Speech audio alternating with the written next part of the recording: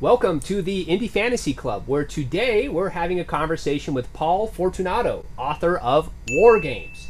If you haven't seen my review on that book, I'll add a link in the video description below so you can go check it out. His book is actually a web series that you can read for free on Royal Road.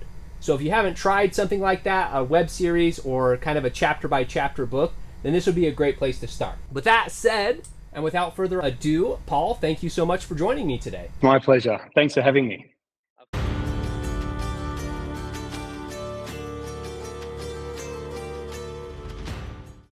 I think that some people, not all, but some people might refer to you as a bit of a drug dealer. So do you have any inside information on how close we are to creating that world peace drug from your story?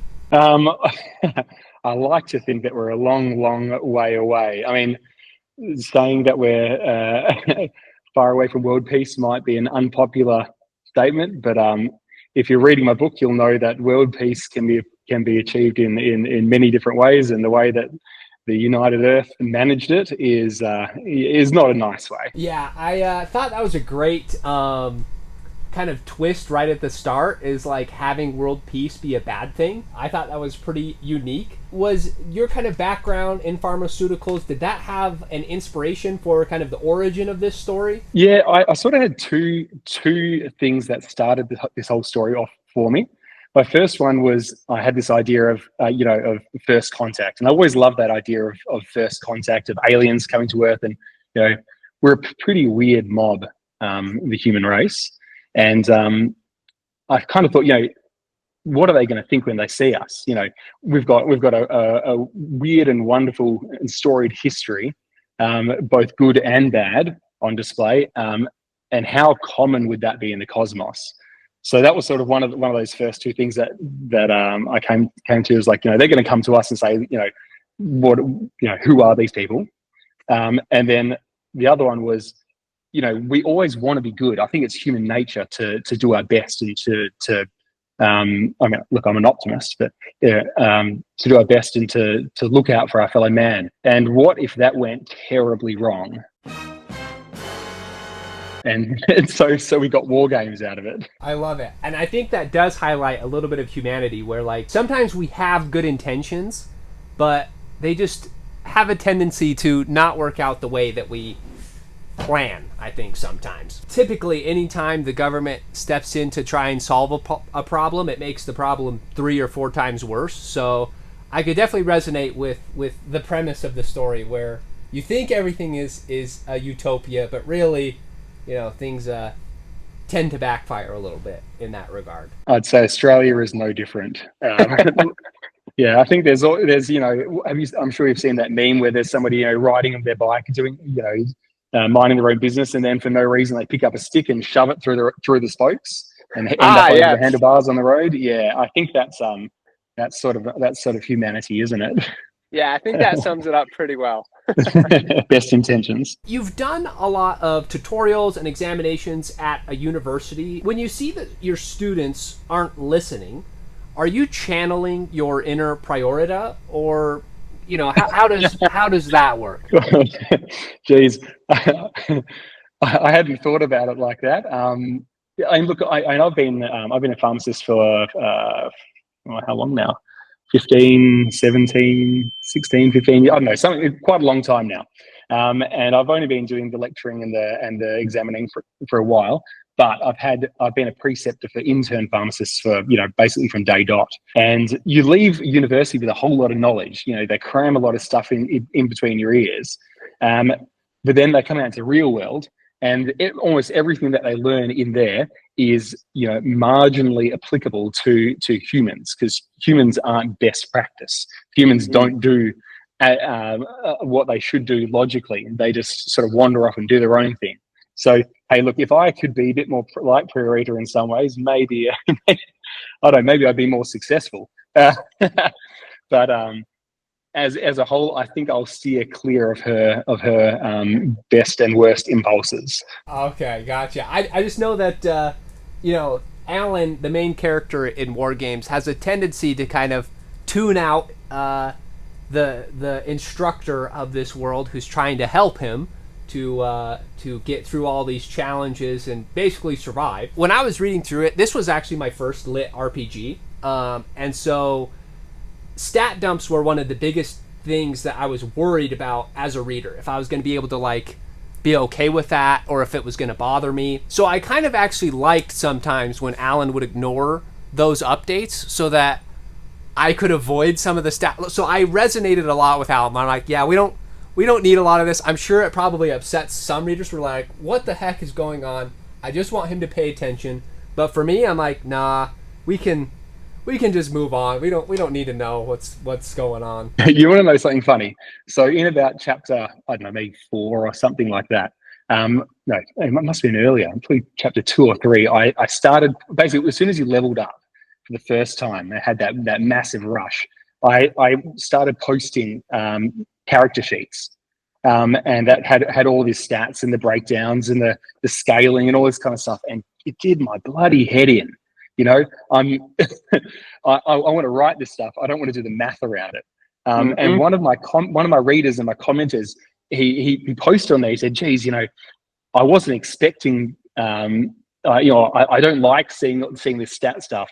And I replied immediately and said, "You know what? You've given me the permission that I so desperately wanted to chuck the stuff in the bloody trash and forget about it and not write another stat sheet because it's such a time sink. And you know, it's not in the character. That's not who he is. And and to be honest, it's not who I am either." I'm grateful to whoever gave that feedback because I agree. Well, I got to say, your cameo in there. He's the stat nerd. So, oh no, I might have gotten your character wrong. Listen, for this channel, I like stats. Your character in there. Well, the character I named after you originally was somebody totally else, and I just changed the name to sneak you in there. But so he was always going to be an essential part of the story. But yeah, I think because of this, you've made it into the story more than almost anyone else of my readership base so far. Listen, I'm honored. I'm so glad that I got to be, I said immortalized, because even though my character in the story does perish rather quickly, which I'm okay with, I don't mind that. It's in there for 2 minutes, but it's in there for, you know, all of history. Unless I do something terrible in this interview and you rewrite my name out of it, then, you know, we'll try not to make that happen. You're an integral part of Alan's character now, so for good or for ill, who knows, mate? You might end up doing terrible things, but I doubt it. Yeah, we'll try to live up to our character name. Hey, quick question. Yeah. Are you really struggling with these crayons? Because oh my god, I'm hopeless at this, bro. They are, I guess, not coming out the way that I. The blending aspect of it is not working the way I was hoping, but we're going to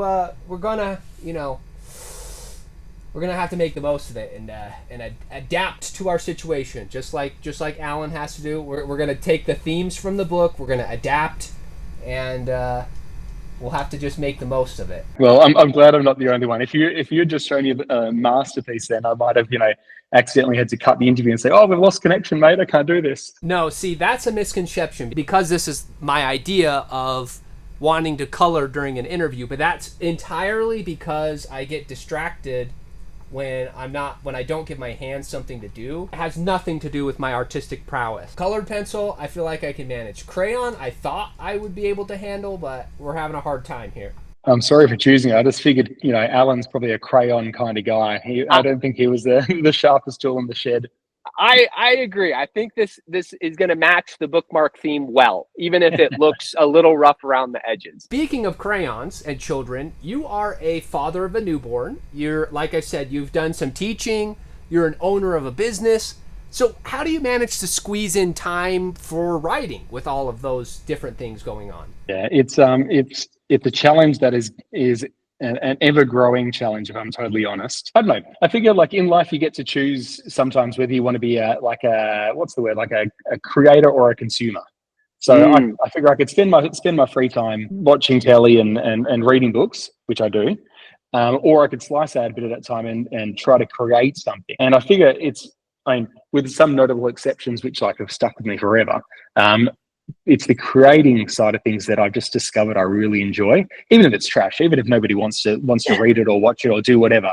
I have an absolute ball doing it, and I figure I gain some skills and yeah, have some new experiences because of it. But in terms of balancing it, it's terrible.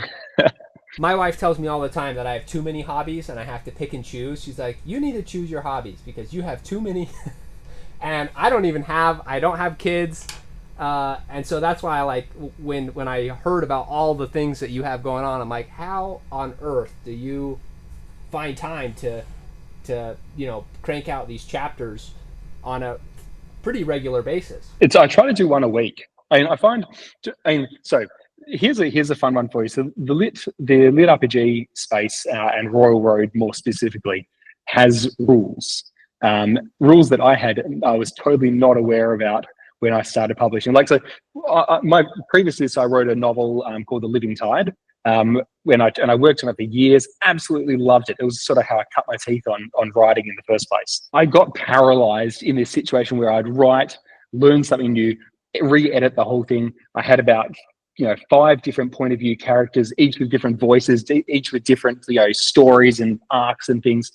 And at a certain point, I just sort of threw up my hands and just started writing something first person that was a bit simpler and a bit more fun, which became Wargames. And then my wife, because my wife wanted to know when I was going to publish The Living Tide, and I'd put so much effort into it that I couldn't bear to put it out there unless it was perfect.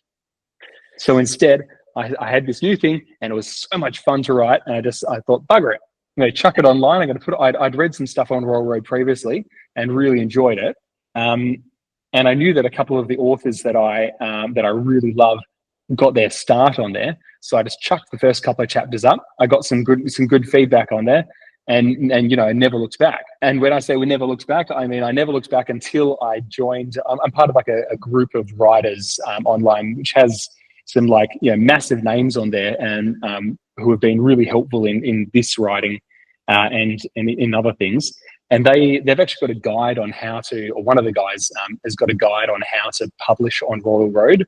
And if you're planning on making it a large scale commercial success, and of this list, I literally did every single thing wrong. Oh no! Every single thing. It's it's uncanny. Actually, I couldn't have done it more wrong if I'd tried to. So they tell you to write at least 50 chapters ahead of time, and then you've got them scheduled, and you can fiddle with them as you go. Or if not 50 chapters, then a whole book. If not a whole book, 3 whole books. And then all this stuff. Whereas I jumped into it, I had a bit of a backlog, and then I rapidly fell behind as life caught up with me. And now I scrape together time every week, and I punch out a chapter, and it's awesome. But yeah, I mean, if that might be why my headline does continue to recede at a blistering rate. Yeah. I actually wanted to talk to you a lot about the Royal Road situation, because that was my first exposure to it. And so you talking about it a little bit, saying oh, I did it wrong and those types of things. Do you feel like, and you mentioned they're advising you to write, a backlog so that you don't have a little bit less pressure. So with you releasing about a chapter a week, do you feel like that adds more pressure and maybe accountability to the writing process? Or how do you overcome that pressure of having to deliver on those timelines? Obviously you're setting them for yourself, but your audience as well and readers, how do you fulfill that promise? I think it's actually helped, to be honest. I sort of thrive under the pressure. It really forced me from that first book, or this first couple of short stories and the first big novel, to be more decisive. I no longer had the luxury of writing, a gazillion words, trashing 3/4 of them, rewriting it 100 times, and then putting it into the queue to for a later on chapter. I have to be decisive. I have to follow my story outline a little more. I try to follow it more succinctly and more accurately.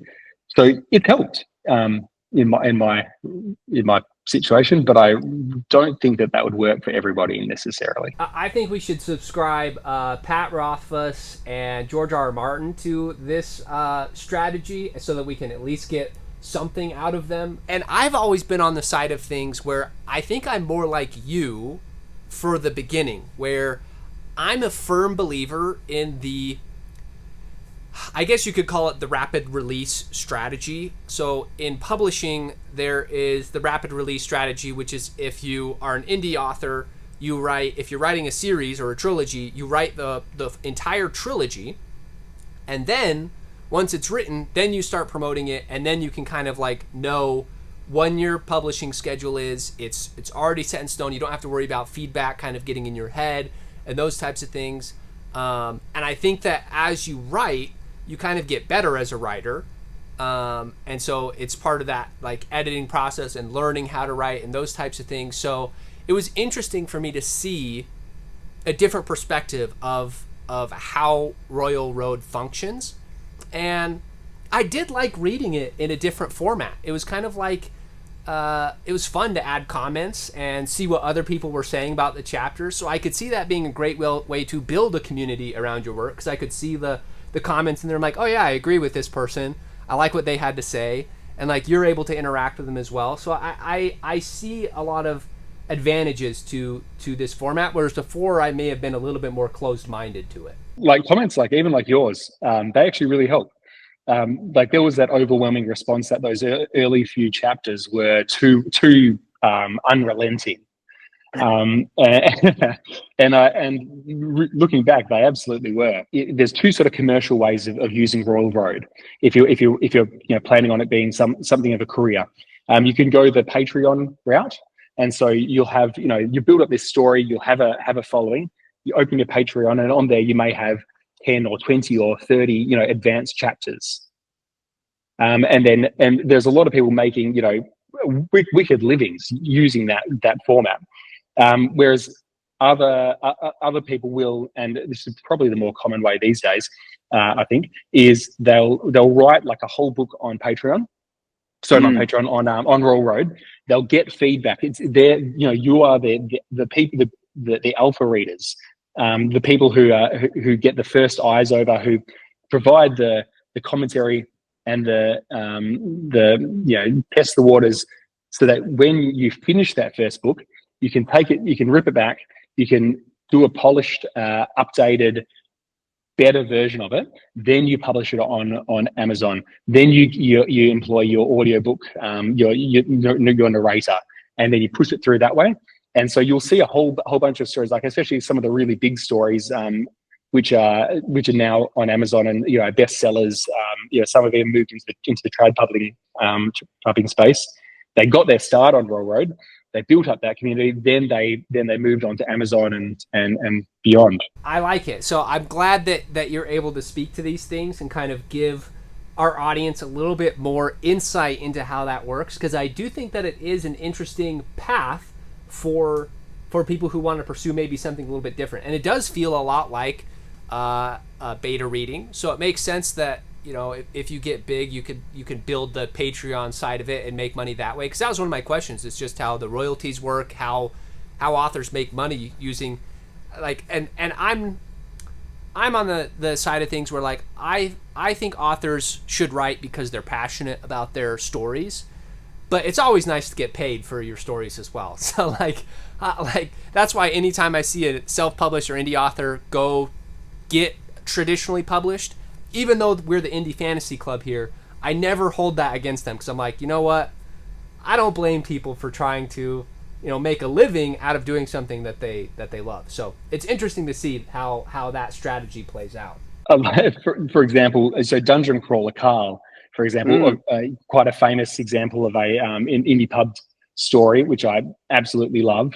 I was recently at my local bookstore, and the first book was for sale on the shelf in the bookstore. I was like, hell yeah, Matt's a great bloke. He's he's one of those guys who is really active in this community that I'm a part of. And so I grabbed the book and I'm like, yeah, I'll buy it. I'll support him. Chucked it onto the counter at the cashier. I I think it was $70. Holy cow! Yeah, I've got it upstairs. I could check, but I think it was either $60 or $70. It was bloody ridiculous. The most expensive book I bought besides a textbook. And fortunately, a much better read than those textbooks. Wargames was my first lit RPG story, which I've said, and I had a lot of. I was surprised that I had so much fun with it because, again, I didn't know. I've mostly been an epic fantasy reader, some urban fantasy, so like I just didn't know how I would feel about this subgenre of fantasy. So, what made you want to kind of explore lit RPG? And other than obviously Dungeon Crawler Carl is a big famous one, are there any other lit RPG books that you would recommend in this space? Absolutely. The reason I wanted to jump into it is, well, because okay, I might get a little bit of hate about this from some in the community, but in my opinion, there's a much lower barrier for entry in the lit RPG space currently. There really is. I mean, DCC is, in my opinion, about the best written of the mob. But I've read quite a few of them, and I've absolutely loved them. Honor Ray writes one called All the Skills. It's like a more of a YA one about a deck building RPG. So that's when you get cards and you can collect cards and use them. So it's like deck building plus dragons. It's hard to describe, but it's absolutely awesome, and it's a breath of fresh air when you're reading Grimdark and the like. And there's, alongside lit RPG, there's other stories which sort of bundle in there using these kinds of web novel formats. So there's a lot of like Korean, Japanese, and Chinese stories, and I cannot for the life of me pronounce what they're called. But there's like, cultivation style novels, and I saw you mentioned that one about the in one of your videos, Cradle, Yes. which another famous example of it. That's a cultivation style indie pub story, and I know you haven't read them all, mate. I've binged those things. They are like methamphetamine in text form. It is unreal. Once you start, it's impossible to stop. I love them. Every time I say I don't know if I'm going to finish that series because it's like 13, 14 books, something like that, I'll get people like you who are like, no, you have to read it. They're fast reads. Like, it's not that big of a commitment. So I feel like I can trust it because of the amount of people that will vouch for it. But man, it's hard for me to get over that mental barrier because I just talked about this in one of my recent videos where like I just feel like some stories need to just end, and I don't like stories that like I feel like go on forever, and I feel like a lot of progression fantasy is like that. A lot of anime, a lot of manga, they kind of have that format where it's like almost episodic, and we're just kind of like slowly growing towards a conclusion, whereas I like to not be so committed to a story. Well, I think it's Brando Sando who says promise, progress, payoff. Yes. Which as a structure, right? And I think Cradle absolutely nails that, because it makes that promise. Very early on in the story, you're seeing these godlike figures introduced very early on, which shows, I guess, the scope of the story that the author's telling. And though in those stories, you can see like that level, book by book, the progress towards this kind of level cap, I guess.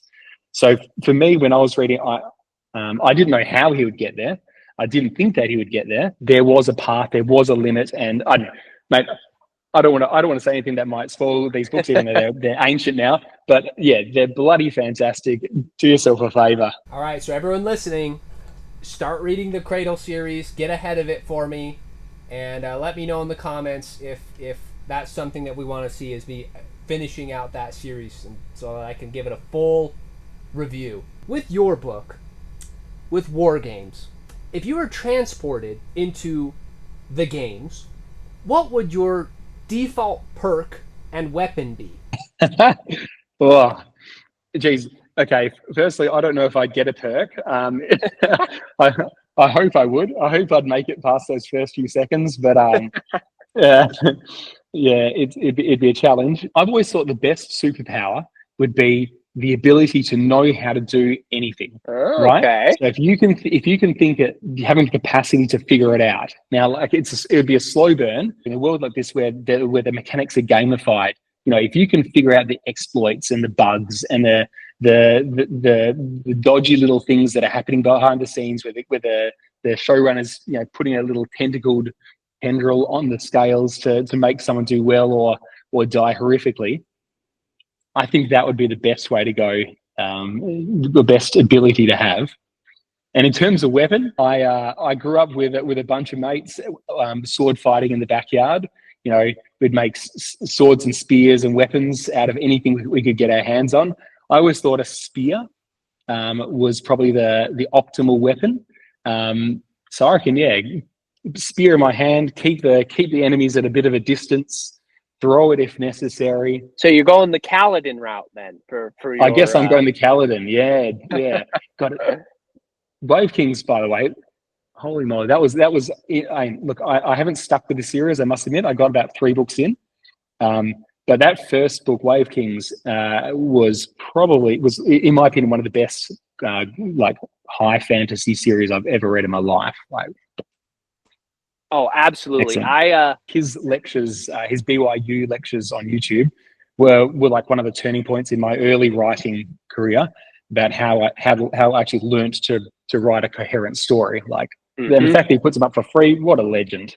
Exactly. Yeah. Like I can't even believe how much time that guy puts into writing, and he's just very articulate. And so, I have nothing bad to say. Now, you have taken a different approach to publishing that we've been chatting about with than other people typically do in the self-published space. So what advice would you give to authors who are considering Royal Road as a publishing avenue? Good question. Think about who you are. Are you somebody who thrives under pressure and likes feedback? Or are you somebody who wants to have perfection before you reveal it to the world? If you've got thin skin and you're worried about somebody not appreciating what you're writing, then it's probably not the marketplace for you. I mean, look, this is the internet, and here there be devils and demons. We spoke about the best and the worst of humanity earlier in the interview. I think the internet is a prime example of how that of what that is. So very true. Yeah, if you want your story, tested in the crucible, then chuck it out on Royal Road. Get writing, write quick, write in a frenzy, and put it out there. Also, edit it at least once. Please fix the spelling and grammar. I like to read a lot on that platform, and some of the stories are really great stories, and some of the writing is really good too. But the author just obviously hasn't gone back and fixed it. Hasn't nobody can write the perfect first draft. It's impossible. You've got to go back. You've got to take a breather. Figure out are your sentences in the right order. Have you rewritten a sentence twice to get the perfect tone and clean it up? So that would be my advice. If you want to get it out there quick, do it. If you got thick skin, do it. But take a second, take a breather, and don't assault the reader's eyes with nonsense words. I think that's a great piece of feedback. One of my criteria for my indie ranking scale is infrastructure, and for the most part I don't hold certain things against indie authors, because I understand that having an editor and those types of things cost money.